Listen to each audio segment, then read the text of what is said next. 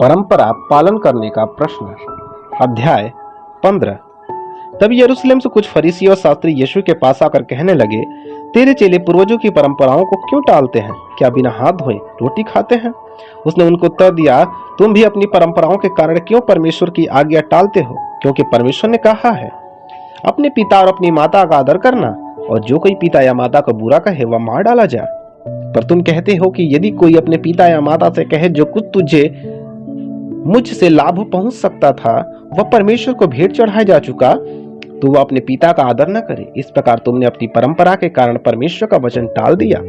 हे कपटियों, यशायाह ने तुम्हारे विषय में यह भविष्यवाणी ठीक की ही है। ये लोग ओठों से तो मेरा आदर करते हैं, पर उनका मन मुझसे दूर रहता है, और ये व्यर्थ मेरी उपासना करते हैं, क्योंकि मनुष्यों की विधियों को धर्मोपदेश करके सिखाते हैं। अशुद्ध करने वाली बातें। तब उसने लोगों को अपने पास बुलाकर उनसे कहा, सुनो और समझो, जो मुंह में जाता है वह मनुष्य को शुद्ध नहीं करता, पर जो मुंह से निकलता है वही मनुष्य को अशुद्ध करता है। तब चेलों ने आकर उससे कहा, क्या तू जानता है कि फरीसियों ने यह वचन सुनकर ठोकर खाई? उसने उत्तर दिया, हर पौधा जो मेरे स्वर्गीय पिता ने नहीं लगाया उखाड़ा जाएगा। उनको जो जाने दो, वे अंधे मार्गदर्शक हैं, और अंधा यदि अंधे को मार्ग दिखाए तो दोनों ही गड्ढे में गिर पड़ेंगे। यह सुनकर पतरस ने उससे कहा, यह दृष्टांत हमें समझा दे। उसने कहा, क्या तुम भी अब तक न समझो? क्या तुम नहीं जानते कि जो कुछ मुंह में जाता है वह पेट में पड़ता है और संडास से निकल जाता है? पर जो कुछ मुंह से निकलता है वह मन से निकलता है, और वही मनुष्य को अशुद्ध करता है।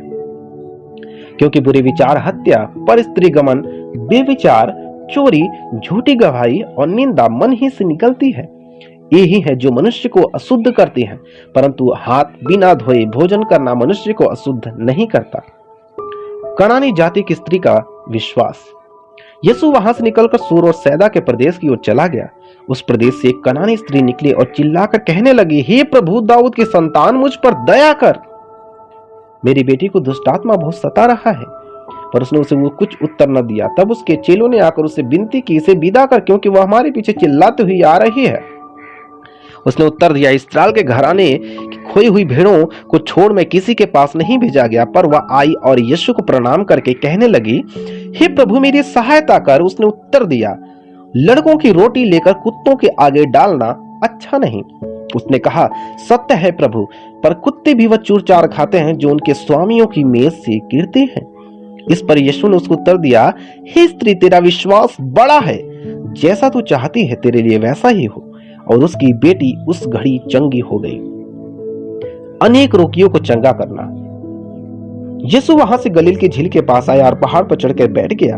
तब भीड़ पर भीड़ उसके पास आई। वे अपने साथ लंगड़ों, अंधों, गूंगों, टुंडों और अन्य बहुत को उसके पास लाया और उन्हें उसके पांव पर डाल दिया, और उसने उन्हें चंगा किया। जब लोगों ने देखा कि गूंगे बोलते और टुंडे चलते, चंगे होते और लंगड़े चलते और अंधे देखते हैं, तो अचंभा करके इस्राएल के परमेश्वर की बड़ाई की। 4000 लोगों को खिलाना। यीशु ने अपने चेलों को बुलाया और कहा, मुझे इस भीड़ पर तरस आता है, क्योंकि वे 3-3 से मेरे साथ हैं और उसके पास कुछ खाने को नहीं।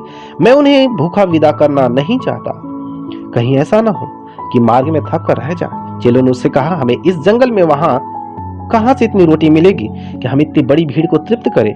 यीशु ने उनसे कहा, तुम्हारे पास कितनी रोटियां हैं? उन्होंने कहा, 7, और थोड़ी सी छोटी मछलियां। तब उसने लोगों को भूमि पर बैठने की आज्ञा दी और उन 7 रोटियां और मछलियों को लिया, धन्यवाद करके तोड़ा और अपने चेलों को देता गया, और चेले लोगों को इस प्रकार सब खाकर तृप्त हो गए। और चेलों ने बचे हुए टुकड़ों से भरे हुए 7 टोकरे उठाए। खाने वाली स्त्रियों और बालकों को छोड़ 4000 पुरुष थे। तब वह भीड़ को विदा करके नाव पर चढ़ गया और मगदन देश की सीमा में आया।